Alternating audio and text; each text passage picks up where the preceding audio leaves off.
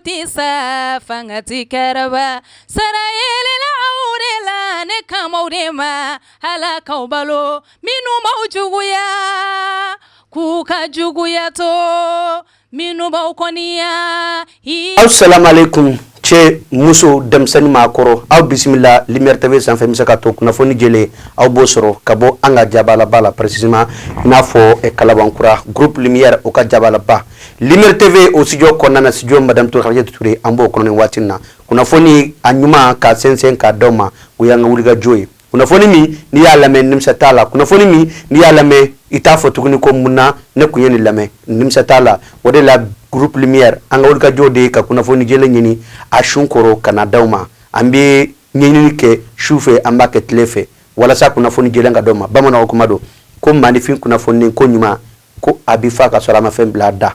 wa an ka taa ko laban ye boli ye n'i y'a mɛn kana taa kunu yɔrɔ la a sigati min na kunu ta jara de o de la groupe Lumière an mana kɛ waati o waati an mana tan o tan an mana somaya cogo cogo an ka wulikajɔ de ka jɛlen ɲuman k'o d'aw ma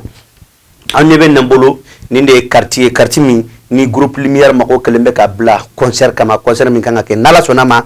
précisément le 12 juillet 2025 Café Réserve kɔnɔna na Palais de la Culture o kɔnɔna na Amadou Hampâté Bâ wa an bɛ wele bila bɛɛ ma cɛ o cɛ muso n'a ka di ye k'i ka carte in sɔrɔ siga t'a la i bɛ taa n ka plateforme sanfɛ numéro min bɛ yen i b'o ta i b'o frappé n'Ala sɔnna ma i b'an sɔrɔ o fana kɔfɛ n'i y'a ta k'a lajɛ carte ninnu 400 fo ka taa fara 1000 n'o ye a bɛ fɔ min ma ko i n'a fɔ VIP 400 o ye maa minnu bɛ sigi kɔfɛ 1000 o de ye VIP ye donc ka taa sigi fɔ ɲɛfɛ fɔ artiste ɲɛkɔrɔ donc n'Ala sɔnna ma artiste baari ne invité len don artiste bɔgɔden ne invité len don a don su fɛ ani comédien bɔgɔden aw bɛ yɛlɛ o don su fɛ yɛlɛ ka sa ye koyi yɛlɛ ka sa o de o don su ta ye n'Ala sɔnna ma a tɛ kɛ basi ye fɔ ka na bɛ dɛsɛ o b'an permettre an bɛ don an ka kunnafoni kɔnɔ bi kunnafoni min ne y'u fara ɲɔgɔn kan groupe Lumière kɛ rédaction a kɛlen bɛ ka kunnafoni minnu fara ɲɔgɔn kan ko Amadu Sala Touré ma ko yɛlɛmaw ye an ka to dun kana bamanankan bɛɛ lajɛlen ka faamuyali ɲuman sɔrɔ a la o kun kɔnɔna na an bɛ taa an ka fasoba Mali ba kɔnɔna na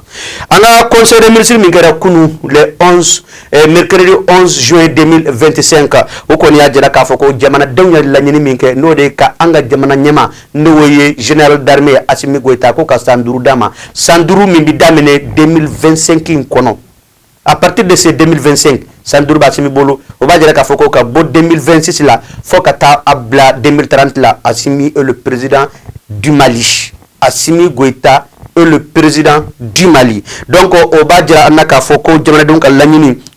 ministre Kakumana, ko Ode Sabatira. Ou ya Djara Fana Kafoko, Mali Kono, ani Mali Karafek Djamanou, Mounou Faranyon a esi crié, Kou Bele Djele Sandour de Boubolo. Donc, Ode Kama, Djamanadoun Fana ya Lanini, comme Mali Kake Kadouka président Ma, Ode Be Mali président Bolo, Assimi Goïta. Ou Kona Naibaye, politicien caman bɔra ka kuma caman y'u hakilinataw fɔ caman y'u ka dusukasi kuma fɔ caman y'u ka kumaw fɔ k'a jira k'a fɔ ko olu ma jɛ n'a ko ye ko n'i y'a ta k'a lajɛ ko jɛ ti kɛnɛ nin ye ko maa tɛ se ka fanga di i yɛrɛ ma ka prolonger i yɛrɛ ma k'olu ma jɛ n'a ye i n'a fɔ maa ninnu na Musa Mara b'a la Musa Mara ale kɔni y'a jira k'a fɔ ko Mali jiginna kosɛbɛ wa ko nin tɛ ko ye ko nin bɛ se ka taa ɲɛ ko nin bɛ se ka na ni gɛlɛya wɛrɛw ye ko waati min na Mali politique mɔgɔw olu balila baara la waati min na Mali parti politique u balila baara la waati min na gɛlɛya bɛ Mali kɔnɔ waati min na terrorisme kɛlɛ bɛ Mali kɔnɔ k'a waati de jamana marabaaw u ye dɔ fara u ka mandat kan olu ni u ka waati kan n'o ye fanga na u ni jamanadenw dɔw ka hakilina o de la Musa Mara kɔni b'a jira k'a fɔ ko nin ko in kɔni ko o tɛ ko ye min kan ka taa wa k'ale b'a ɲini jamana ɲɛmaaw fɛ k'u bi ko la k'u k'a kɛ joona u ka élection organisée min kan ka na fanga na élection fɛ u kana nin de kɔni kun ye Musa Mara ka kumaw ye wa ale kelen tɛ koyi a ka secrétaire politique Amidou Doumbia o fana kumana o fana y'o kuma ninnu ɲɔgɔnna kelen fɔ o fana y'a jira k'a fɔ ko vraiment ko yɛlɛma ka don ko la ko nin tɛ ko ye ko min kan ka kɛ maa ba caman n'o ye politique mɔgɔ ba caman o fana y'u hakilinata di nin ko in na ko tiɲɛ la ko jɛ man ka kɛ nin ye wa k'olu tɛ jɛ n'a ye ko olu ta fa ka kɛ tan n'an bɔra yen an bɛ na précisément page noire la nin kɛnɛ in kan sabu ne ta k'a lajɛ Mali kɔnɔ un rappeur dɔ bɛ yen nɔ n'o ye denmisɛnnin rappeur ye n'ale tɔgɔ ye ko Abdoulaye Makalu n'u b'a wele ko Lord Makaweli n'i y'a ta k'a lajɛ kamalen kɔni kun taara pate de san musokɔrɔba dɔ bolo pate in sannen ko a ko jaba kana k'a ka pate la o de kama jaba de kera patila yalla musorba nyina de wa akere choko de sino madala ni sfera kala ka abison ka kodo ke ayerama donc jaba de kelen patila sa kama len koni jaba patena na dama ati jaba fe chaman be mo do be lu ba fo ko jaba mo kasabo da kasabo abita chaman ti jaba fe donc kama len koni anani jaba pate jaba la mayinde sa ko kana film sorba ga tabal sanfe donc gelaya de nana bo ola ka nyogon dalamina ko ka sama ko fo ka ke kele baye kele ko nana muso orba ko ni do ko abanana ko awro karla do yere ko muso orba yere bana mi ambe min don gona min famu mi yella ki kay o de kamale ngoni abugora ka bugo fo kamale ngoni abanana ko sebe u yata docteur Sola kamale ngoni ni tarabi docteur Sola suru 23h watula ndiye ko mbeta kala je Mali police ko ni bala ka sege ka nyenyini ka nyedo la justice malienne ulubina ko inkuni tien ka peperma tige mais kamale sama ko ni no ya ka musorba yere ay kuma min fo o de akuka le den ko ni ku ya buka ka fakadi wa ale ko ya bla jugu ya minande kono ku ya le den buka ka faka parce que liya ko ta kala je nunu ushiman janyona wa kamale fane dongil dala dem sini mo chama ba addo namboro la hambina précisément na fanga jamana fintugu ka yoro la Mali fintugu ka yoro ko ni yata kala je ni wati laban nuna uye wuliga jo baro damine contre les forces obscurantistes, force du mal, no oye force contre la paix, no ode terroriste juguye. Wade kama galaya kono kalembe ka ke obeka ke kanyesi terrorisuma, obeka terroriste ko ni ko uge fo udana katla ka fagali jugu daw ka fagali ni machi tiseka afoko amanga ke sabula mani film ye ma jugu no ye fagali minke da farafin sahel farafin ka sahel donka akoka bo akabo folima ni ataka laje ni wulga jo ngoni nanga fintugu bala ubeka ke fambe fe Mali kuru karabe Mali kote bela wa bibina sa se koni we ulutai sabula ubala ka tasuma doula ti kono beka doulati worila anga chef d'état major général des armées ale koni ya jira ka foko jamana don be ku haklisigi ubele jele ka tuka armée ko ka demela so ka armée ma kuna foni jele nyuma ko di ka armée ma wa deme mi bisenga ke ka ka nyise armée ma wo kun kale konana ni atakalaje anga jamana finitigu ukoni operation bado ke le 8 okera kidal marala fogata afara tesite fana marala nda ukasurun ko sebe Niger la Nambo yal sambitanga jamana inkonana ambita ministre de la sécurité et de la protection civile ale koni wuliga joke ka hakilna do sigi senga hakilna mi recrutement ino ka dama donta barala wo koni bita police kunda niyata kalaje police bafla ko obinata wa ko beka wuliga joke ki ka ide ubia yere ki ka document do mum saka tibiki policier o fana ko fe abi fami mako 1000 sapeurs no e pompier ko ni mak bakele o fana nyinendo ni watina dongo nimma basa wa ngone beka nyini ka do police ni sapeur la Mali nyemoko ko kumo bola jona munu biseka minke ko ke jona pour que o ka senka o da u to sebe ni ko ina namboro la hal sambito Mali kono hambita education na defu mi boraka ke join kalo ina e koko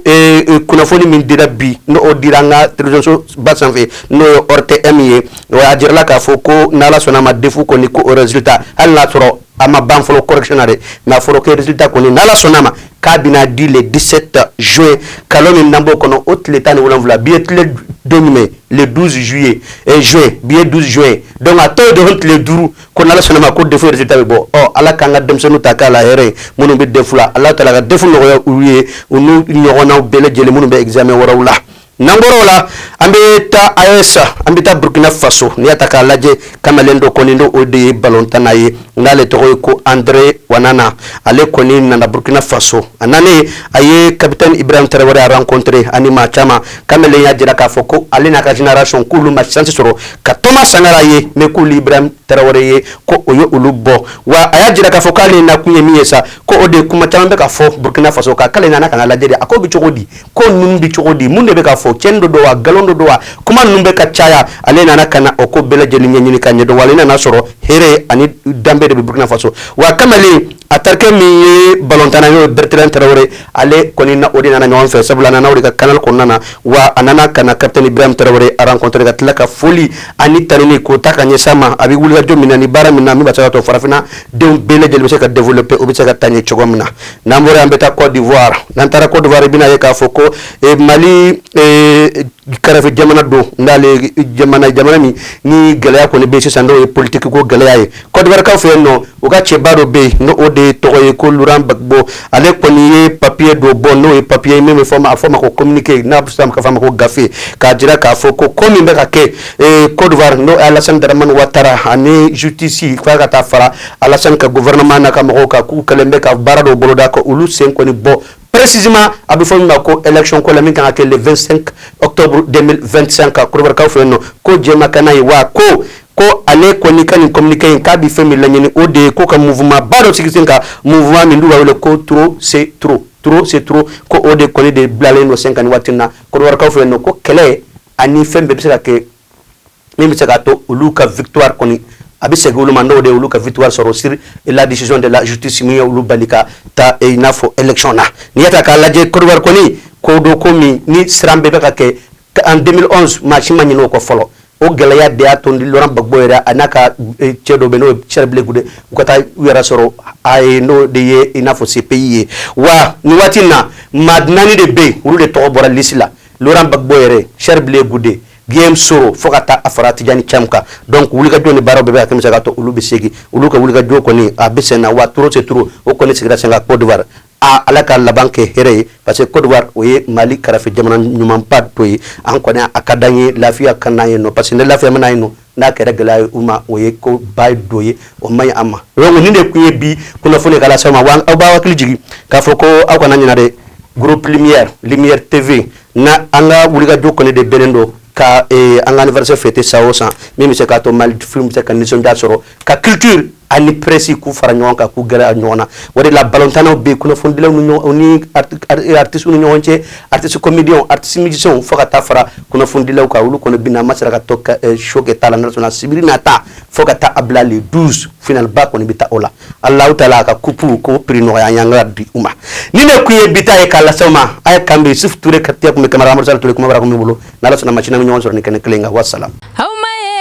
Lumière TV ma kotisa fangati karaba sarayele la aurela ne kamaurema hala kaubalo minu maujuguya kuka juguya to minu baukoniya iye ngoluka koniya to Bamakɔ kisɛ ko in Ndawuli nam mali foli t'a la mpɛrɛsɛlen dɔ bi koyi kana jigin na terini kan jumɛn b'aw la basi t'aw la ko bɛ dugu la koyi ko bɛ dugu la wa dugu yɛrɛ bɛ ko la groupe Lumière olu ka anniversaire de bɛ yen nɔ le 12 juillet palais de la culture la café des arts yɛrɛ la an ka so jama kunfɛ ja kisɛ bɛ dugu la an tɛ foyi kalama aw tɛ foyi kalama dugu bɛna wuli ka o sigilen to wallahi tige filɛ tige ye 1400 ani 400 1400 masa ko kɛ 5000 n teri na ma cɛ i bɛ se ka na ni 5000 an ka kelen di ma n'Ala sɔnna ma n'Ala sɔnna awɔ i na 2000 fara ni 5000 tɛ mɔgɔ min bolo kana ni 1000 ni 2000 fana tɛ mɔgɔ min bolo kana ni 400 a banna a bɛ ɲa o e yɛrɛ ko k'a bɛ min a bɛ kɛ palais de la culture la palais de la culture o bɛ fan jumɛn palais de la culture u ka so kɔfɛla na sa yɔrɔ belebele bada la café des arts kɔnɔna a bɛ kɛ yen nɔ a bɛ kɛ yen awɔ Allah tigi filɛ ni bɛ muso dɔ kun ŋana dɔ kun olu la yan nɔ dɛ ko Awa Sira e ni muso in ka di ne ye koyi yɔrɔ dɛ nin fana ye mun ye jɔn mariki ma ɲi dɛ ninnu bɛɛ de invité len don an pa ka taa Burkina ninnu bɛɛ de invité len don ni ko tɛ kɛ basi ye min na ni labɛn dɛsɛ an ka tugu a kɔ a ye tugu n kɔ n'Ala sɔnna ma n'aw sera aw tɛ fɔ aw jigi kɔ nin ko in tɛ kɛ basi ye abada mun n'an bɛ dɛsɛ problème fosi t'a la est-ce que a ka ti wari yɛrɛ sara wari da e ye wari dafalen a di an bɛ tila ka wari dafalen a juru t'a la juru ayiwa an bɛ rendez-vous di ɲɔgɔn ma le 12 juillet bɛɛ lajɛlen ka bɔ i n'a fɔ kɔnɔkulu an bɛɛ ka jɛlen an ka ɲɔgɔn sɔrɔ palais de la culture la n'Ala sɔnna ma a tɛ kɛ basi ye ko min n'a bɛ dɛsɛ hali n'a dɛsɛra kɔlɔnw b'an fɛ yan baw b'an fɛ yan an bɛ se k'olu yɛrɛ da jɛngɛ k'o dɔ fara en même temps ni diɲɛ badi de bi yɛlɛ an bɛna yɛlɛ yɛlɛ ko fa min e bɛ sɔn ka kari ko comédien jɔn jɔ comédien baden u bɛna balo Général Assimi Goïta an bi kɔ Mali tɛ ɲumanw jigi bi kan Mali sɛgɛn na ɲani na aw nani kɛra hɛrɛ ye Salam alaikum, c'est moi Princesse Seida Maba, toujours la fierté de l'AES. Bamako Che, Ani Muso, Demsen, Ani Makoroba, Domi Kufora, Odon Sera de Groupe Lumière TV ka anniversaire. Un bega nyokonsoro, Groupe Lumière TV ka nyenege bakeneka le 6 juillet. Ne Princesse Seida Maba erebi kene kononi alasona. Groupe Lumière TV, Audi Adaye, Anyamoroba, Oye Tonton, Amadou Salatouré. Malide Nuyo, Anga Bente Lema, Angambolo Dinyogoma, Kanfaso Malibo Nogola, Koraya Akili, Koraya Manake Jawili, Koraya Manake Jawili, Demiseni Akili Mane Bolaji. Antigi Banfamino Kani, Olukera Faso Chibaraye, Oba Musira, Ang Demison Tigi Bichen. Committee care, committee for, committee agent kono. Ang bigo beda ni yebi ang maliben kono. Bene kadi, wa bene nyonte fana. Malide nu ang kana sonyo komburu jama. Bene kadi, wa bene nyonte fana. Fasode nu ang kana sonyo konkoni yama. Salut tout le monde, nga foli be aw bela jeli. Aw yɛrɛ ɲɛ b'a la an bɛ Lumière TV de kɔnɔna la a ka 5e anniversaire sera ka ban donc le 12 juillet an bɛɛ lajɛlen ka ɲɔgɔn sɔrɔ Café des Arts kɔnɔna la o tɛ yɔrɔ dogolen ne yɛrɛ Chacha Baro ne yɛrɛ bɛna kɛ a don su ani artiste caman an bɛ taa bila danden de la yen don aw ka bɔ dɛ i b'a fɔ ko kɔnɔkulu bye. balimakɛw n balimamuso électronique de jɔrɔ bɛ aw la o banna pewu walima sɔgɔnɔminɛnw misiri kɔnɔminɛnw studio minɛnw salle de conférence minɛnw fo ka taa se bafuluminɛnw ma mɔgɔ kelen pe sɔrɔ yɔrɔ kelen pe hatɛ fune dumasi Che Mamutu Traoré yele électronique a filɛ ni bɔra Membo sirafara la k'i bi yɛlɛ ka taa centre meublé fan fɛ yanni ka fara juste i bi i côté gauche lajɛ yele électronique Che Mamutu Traoré i b'a sɔrɔ yen nɔ i mɔgɔ mana se minɛn o minɛn ma a minɛn bɛɛ lajɛlen bɛ yen i n'a fɔ bafoule guitare lampadaire chaise micro piano b'o la batterie ampli microphone fo ka taa se lumière ma maa o maa bɛ yen k'i b'a fɛ ka galon bɔnda o tuma na sa boli biribiri i ka taa se yele électronique Che Mamutu Traoré ka yɔrɔ la n'i ye ɲɔgɔnmɛ bila cɛncɛnkulu sanfɛ tɛgɛ t'a yira tuguni dɛ o ye cɛ funɛ dimanche o tuma na sa an bɛɛ lajɛlen ka wuli ka jɔ kɛ an ka Mamutu Traoré ka yɔrɔ sɛgɛrɛ yele électronique hatɛ Lumière TV ma kotisa fangati karaba sarayele la aurela ne kamaurema hala kaubalo minu maujuguya kuka juguya to minu baukoniya